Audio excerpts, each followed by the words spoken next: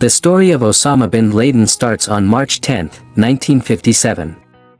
The majority of historians generally agree that Riyadh, the capital of Saudi Arabia, is the place where he was born. However, there has been disagreement about whether it was Jeddah or Riyadh.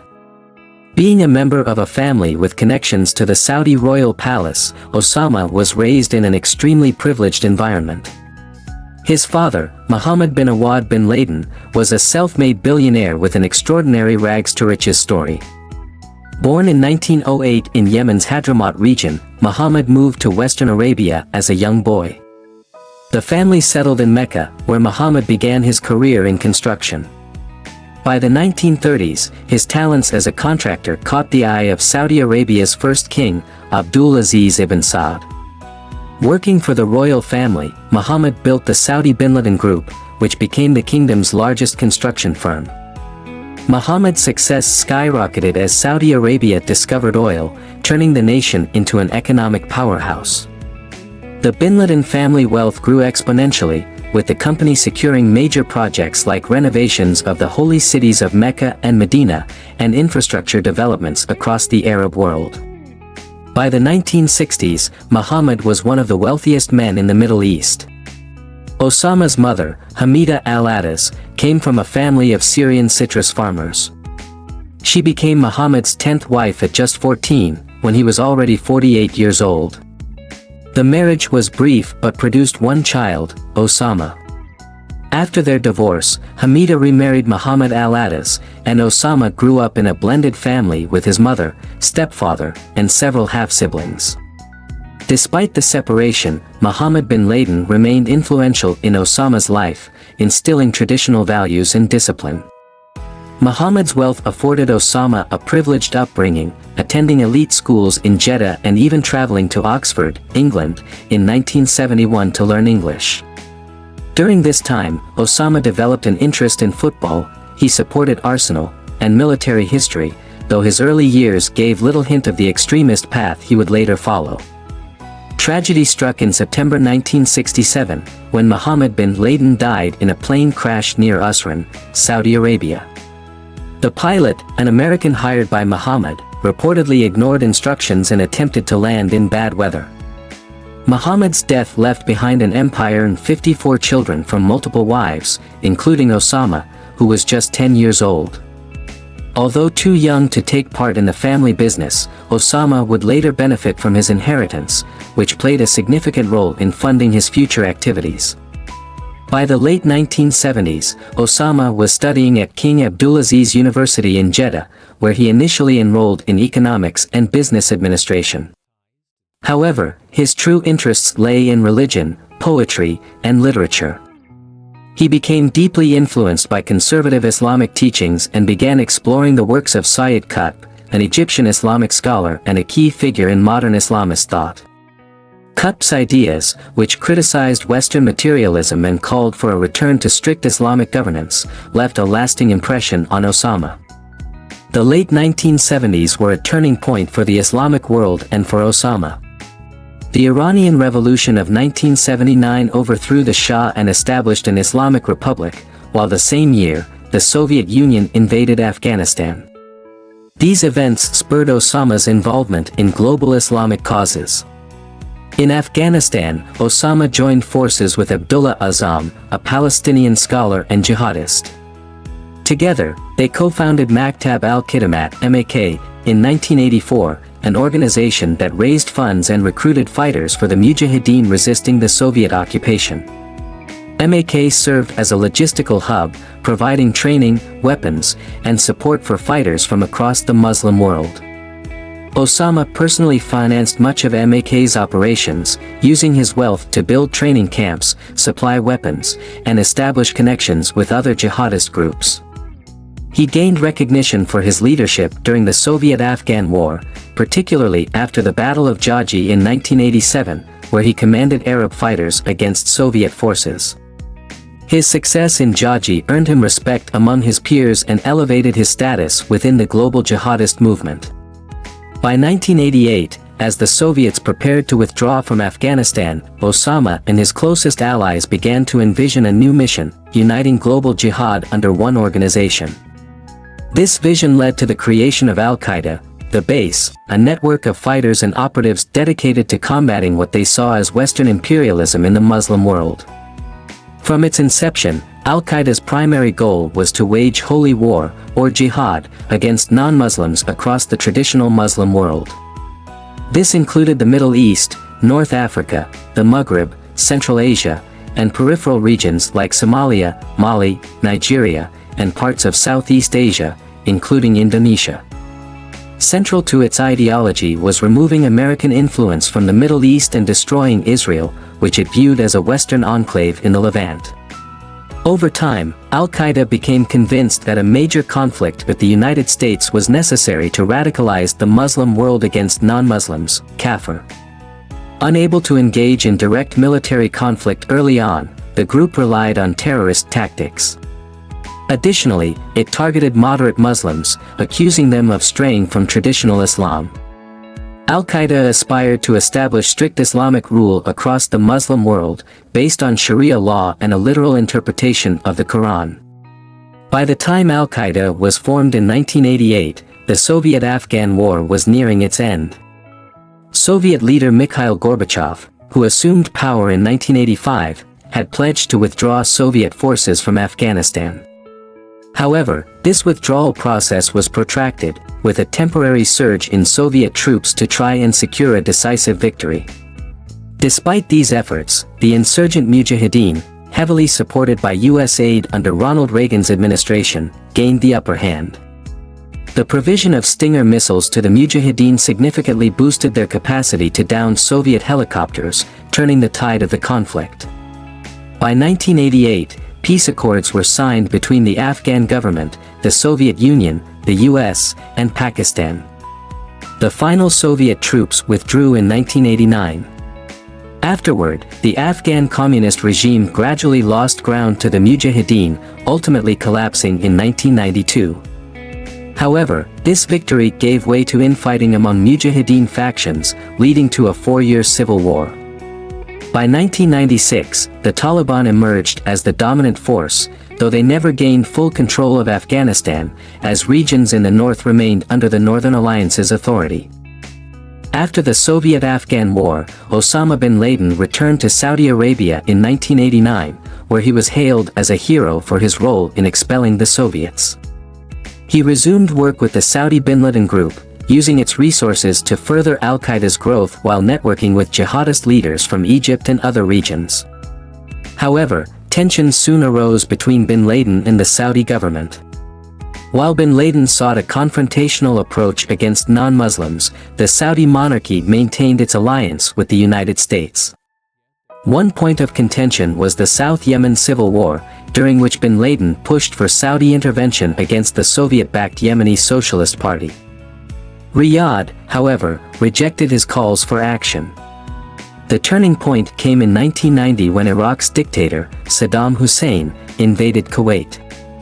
The US and its allies, including Saudi Arabia, formed a coalition to counter Iraq's aggression. Bin Laden vehemently opposed the Saudi decision to host American troops on its soil, arguing it violated the sanctity of Islam's holiest sites. He even offered to deploy his own Arab Legion, formed during the Afghan War, to defend Saudi borders against Iraq. King Fahd dismissed the proposal, prompting bin Laden to launch a propaganda campaign against the royal family. He accused them of inviting infidels into the Arabian Peninsula and tried unsuccessfully to secure a fatwa condemning the American presence. As tensions escalated, the Saudi government expelled bin Laden in 1991. Meanwhile, the US-led Operation Desert Storm swiftly liberated Kuwait by early 1991. Rather than pursuing regime change, the coalition left Saddam Hussein in power, imposing sanctions on Iraq. After his expulsion, bin Laden relocated to Sudan in 1992. Under Colonel Omar al-Bashir, who seized power in a coup, Sudan implemented Sharia law, making it a suitable base for bin Laden's activities. Invited by Hassan al-Turabi, a key Sudanese leader, bin Laden established training camps and fortified compounds near Khartoum. However, Sudan's harboring of bin Laden drew increasing scrutiny from the US, which imposed sanctions and monitored his activities closely. By 1996, Sudan's economy was suffering under US sanctions, and political shifts in the country left bin Laden without his primary supporter, Hassan al-Turabi. Pressured by the Sudanese government, bin Laden was expelled and returned to Afghanistan, now under Taliban control. In Afghanistan, bin Laden became a guest of Taliban leader Mullah Muhammad Omar. Shortly after his arrival, he declared war on the United States, accusing it of occupying Saudi Arabia with military bases and supporting Israel. This marked the beginning of a more aggressive phase of Al-Qaeda's operations, fueled in part by bin Laden's loss of wealth and growing radicalism following his expulsion from Sudan. From 1996 onwards, bin Laden and Al-Qaeda were fully committed to confronting the United States through increasingly violent terrorist actions. This had always been part of the organization's strategy. As early as 1990, the FBI raided the home of El Sayed Nosair, an Al-Qaeda affiliate, in New Jersey and uncovered documents detailing plans to blow up skyscrapers in New York City. In 1993, a truck bomb exploded outside the North Tower of the World Trade Center in Manhattan, orchestrated by Ramzi Youssef, another Al-Qaeda affiliate who had trained in their Afghan camps. In 1992, bin Laden financed and organized the bombing of the Gold Mihor Hotel in Aden, Yemen.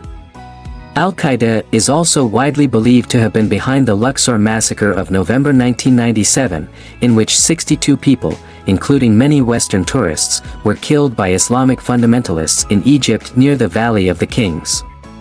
By the mid-1990s, Al-Qaeda had significantly ramped up its attacks on Western targets.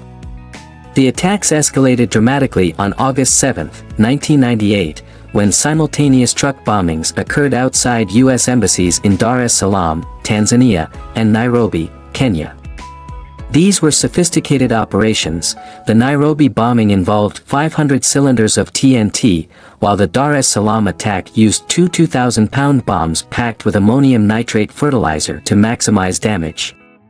The bombs exploded almost simultaneously, killing 213 in Nairobi and 85 in Dar es Salaam, and injuring thousands more. There was no doubt that bin Laden and Al-Qaeda were responsible, and the FBI placed bin Laden on its 10 most wanted list. These attacks brought Al-Qaeda into sharper focus for intelligence agencies worldwide, although the full scope of the threat was not yet fully recognized. In the aftermath of the embassy bombings, bin Laden escalated his anti-US rhetoric. His grievances were many: U.S. support for Israel, its backing of regimes oppressing Muslims, such as Russia's actions in Chechnya, the Philippine government's persecution of Muslims in the south, and India's treatment of Muslims in Kashmir, and, most prominently, the presence of U.S. troops in Saudi Arabia, close to the holiest sites of Islam, Mecca and Medina.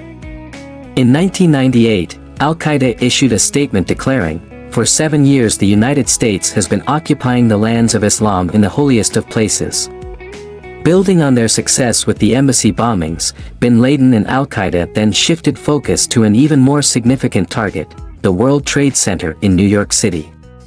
This was the second attempt to attack the towers, following the failed 1993 bombing. Bin Laden gave his approval to the World Trade Center plan in late 1998 or early 1999, after it had been proposed by Al-Qaeda affiliate Khalid Sheikh Mohammed in 1996. Throughout 1999, potential candidates for the attack were screened in Afghanistan. Key criteria for selection included proficiency in English and familiarity with life in Western society. Among those selected were Mohammed Atta, Marwan al-Shehi, and Ziad Jarrah, as well as Hani Hanjour, who had a commercial pilot's license and was skilled in flying aircraft. By 2000, 19 individuals had been chosen and were placed in terrorist cells across the U.S. in states like Arizona, Florida, and California. Final targets were selected in early 2001. The plan was to hijack several commercial airplanes and crash them into significant U.S. landmarks in a series of suicide attacks. The Twin Towers of the World Trade Center were the primary targets, with the Pentagon in Virginia also identified as a target. Additionally, there were plans to fly a fourth plane into the U.S. Capitol in Washington, D.C., the seat of the federal government. With the plan in place and terrorist cells established in the U.S., a date was set for the simultaneous attacks, September 11, 2001. It's often believed that this date was chosen because September is the 9th month of the year, and when written in the American date format, 9/11, it resembles the emergency phone number, 911. However, it seems more likely that bin Laden selected September 11th because it marked a symbolic historical event. On this day in 1683, King John Sobieski III of Poland arrived in Vienna to break the siege by the Ottoman Empire, halting its expansion into southern Europe. For centuries, the Christian world had been under pressure from Muslim expansion, but the victory at Vienna marked a turning point. Bin Laden likely saw the date as a symbolic moment for a reversal of fortune, this time in favor of Islam, signaling Al-Qaeda's intention to strike back. On the morning of September 11, 2001, the 19 hijackers, operating in separate cells, began to execute their plan. 5 hijackers boarded American Airlines Flight 11 at Logan International Airport in Boston, scheduled for 7:59 a.m. bound for Los Angeles. Another 5 hijackers boarded United Airlines Flight 175, also departing from Logan, just 15 minutes later. At 8:20 a.m., American Airlines Flight 77 took off from Washington Dulles International Airport in Virginia, while United Airlines Flight 93 departed Newark International Airport in New Jersey at 8:42 a.m. Within minutes of takeoff, the hijackers on all 4 planes began their attacks. At 8:46 a.m., American Airlines Flight 11 crashed into the North Tower of the World Trade Center at a speed of around 750 km per hour. While many in Manhattan wondered if it could have been an accident, United Airlines Flight 175 was already changing direction. At 9:03 a.m., 17 minutes after the first crash, Flight 175 hit the South Tower at a speed of 800 km per hour. Shortly after, at 9:37 a.m., American Airlines Flight 77 crashed into the Pentagon in Virginia. United Airlines Flight 93, however, did not reach its intended target. The passengers, realizing the hijackers' intent, fought back, causing the plane to crash into a field in Pennsylvania. The plane crashes were just the beginning of the devastation. When the planes hit the Twin Towers, over 10,000 people were inside, starting their workday. The damage from the crashes and the fires that followed crippled the elevators, making evacuation difficult. People had to descend dozens of staircases, while fires raged on the upper floors. Many who were trapped in the inferno jumped to their deaths. The South Tower, hit second, collapsed at 9:59 a.m., followed 29 minutes later by the North Tower. In total, it is estimated that 2,606 people perished in the Twin Towers and on the ground, alongside 147 passengers and crew on the 2 planes. The Pentagon also suffered casualties, with 125 people dying on the ground and 59 on the plane. The 40 passengers and crew aboard United Airlines Flight 93 were all killed. The September 11, 2001 attacks remain the most devastating terrorist assault in history. The attacks were covered live by media outlets across the world, and footage of the planes crashing into the towers spread quickly. The psychological impact of the event was unparalleled, solidifying it as an act of terrorism unlike any other in scale or visibility. Initially, bin Laden denied any involvement in planning the 9/11 attacks on the United States.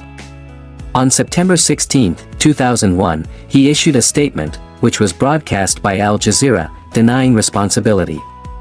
However, over time, increasing evidence supported the claims by American intelligence agencies that he and Al-Qaeda had orchestrated the attacks. In 2004, Al Jazeera released a video in which bin Laden explicitly admitted to directing the 19 hijackers who carried out the attacks on September 11. This was followed by further admissions in 2006 and the release of video footage showing bin Laden conversing with some of the hijackers in the months leading up to the attacks. In these recordings, bin Laden stated that his primary motivation for targeting the Twin Towers was symbolic revenge for the destruction of towers and multi-story buildings in Beirut during the 1982 Israeli invasion of Lebanon. At the time of the 9/11 attacks, bin Laden was believed to be hiding in the White Mountains, located to the south of the Hindu Kush in eastern Afghanistan, near the border with Pakistan.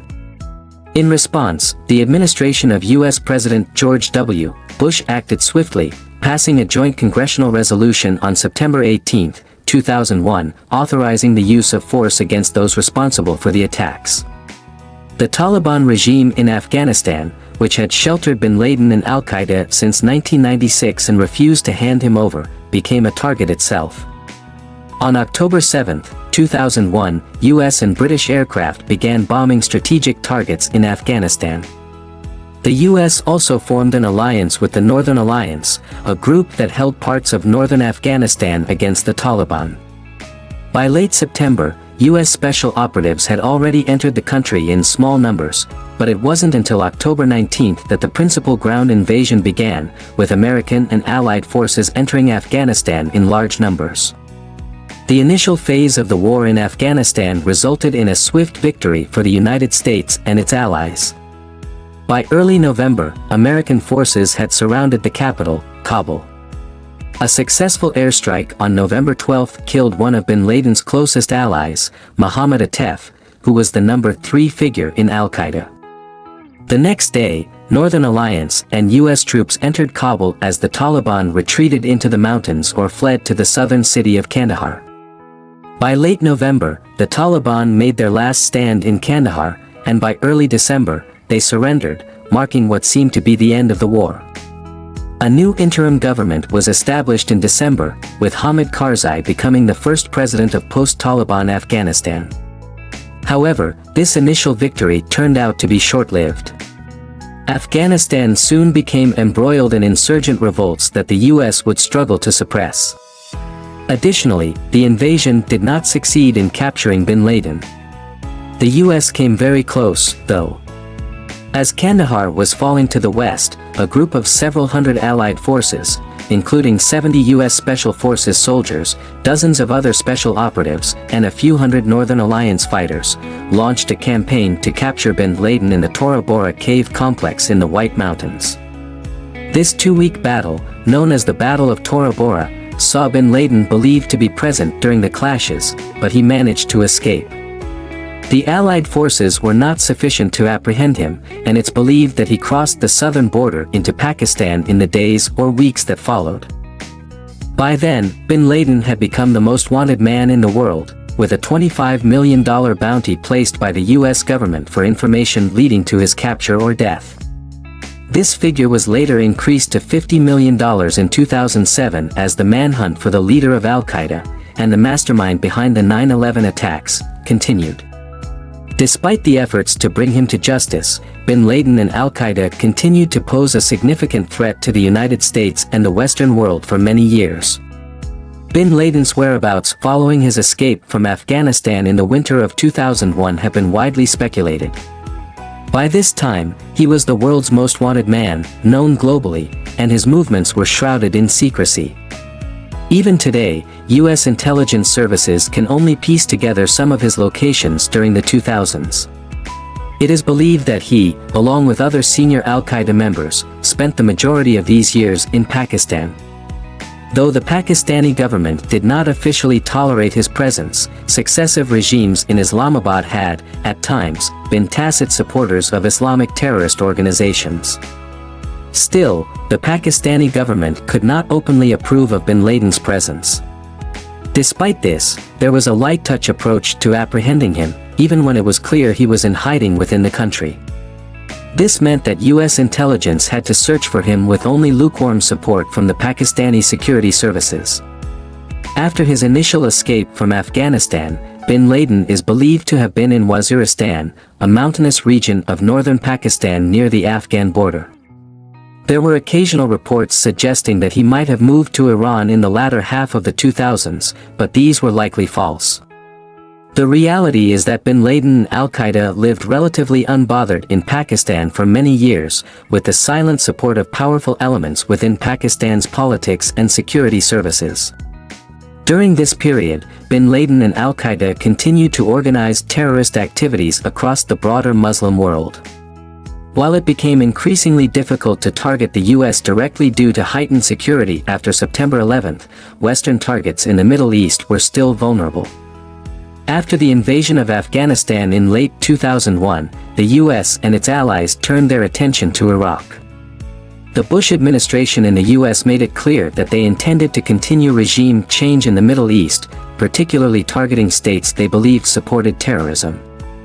The regime of Saddam Hussein in Iraq, which had held on to power since the Gulf War, became a key focus. The US and Britain, with a coalition of smaller allies, invaded Iraq in March 2003, citing Iraq's alleged pursuit of weapons of mass destruction and its supposed ties to bin Laden. Bin Laden had often pointed to the crippling economic sanctions the US had imposed on Iraq after the Gulf War as one of his grievances against America, though there was no substantial evidence linking Hussein's regime to bin Laden. The invasion of Iraq unfolded much like the one in Afghanistan, a swift victory over the Ba'athist regime of Saddam Hussein, followed by a brutal counterinsurgency campaign starting in the summer of 2003 that would last for years. Bin Laden and Al-Qaeda played a significant role in this insurgency, particularly by attempting to stoke divisions between Iraq's Sunni Muslim minority and the Shiite majority, aiming to ignite civil war. Their tactics included traditional terrorism, such as bombing the Al-Askari shrine in Samarra on February 22, 2006. While this attack did not result in widespread casualties, it destroyed one of the holiest sites for Shiite Muslims and triggered violent sectarian conflict across Iraq, claiming over 1,000 lives. By the late 2000s, the situation in Iraq began to stabilize due to a significant US troop surge in 2007 and political reforms. However, Al-Qaeda's campaign continued, with bin Laden sanctioning bombings, such as the suicide bombing of the Shiite Imam Hussein shrine in Karbala in March 2008, which resulted in 42 deaths and many injuries. Meanwhile, in Pakistan, bin Laden had relocated to a newly constructed compound in the city of Abbottabad, northern Pakistan. Construction on this compound began shortly after he arrived in the country in 2002 and was completed in 2005. The compound was situated on a 38,000 square foot estate, surrounded by a concrete perimeter fence up to 5.5 meters high and topped with barbed wire. The structure had few windows and several screens to block the view of the interior, including a screen on a third-floor balcony, offering bin Laden privacy. Given these security features, it's difficult to believe the authorities were unaware of how unusual the property was. Bin Laden likely lived there from 2006 onwards, alongside some of his wives, children, and followers, in a city not far from Pakistan's capital, Islamabad. The story of Osama bin Laden is a complex and deeply consequential one. His rise to infamy as the leader of Al-Qaeda and mastermind behind the September 11, 2001 attacks profoundly altered the global landscape, triggering wars, widespread security measures, and long-lasting geopolitical shifts. Bin Laden's legacy is marked by the widespread loss of life and the subsequent wars in the Middle East, which continue to influence international relations to this day. Regarding your question about whether it would have been better for bin Laden to have been captured alive and placed on trial, this is a topic that invites various opinions. On one hand, capturing him alive and putting him on trial could have provided an opportunity for accountability, a formal declaration of justice, and perhaps even insights into Al-Qaeda's operations and future plans. It could have been a symbol of the rule of law prevailing over terrorism. On the other hand, the fact that bin Laden was killed in the raid, with no trial, meant that his followers did not have a martyr figure to rally around. Additionally, the secrecy surrounding his death, with his body disposed of at sea, prevented any potential for turning his resting place into a shrine, which could have further fueled radicalization. The decision to kill him was also seen by many as a decisive, final action that marked the end of a significant chapter in the fight against terrorism. The decision also raises broader ethical questions about justice versus retribution, and whether an enemy of this magnitude deserves the opportunity for a public trial, given the magnitude of his crimes. Ultimately, the death of bin Laden may have served practical purposes in terms of dismantling Al-Qaeda's leadership structure and sending a message, but it's a topic that remains debated. What are your thoughts on this? Do you think his death without trial was justified, or do you lean more toward the idea of capturing him alive for trial,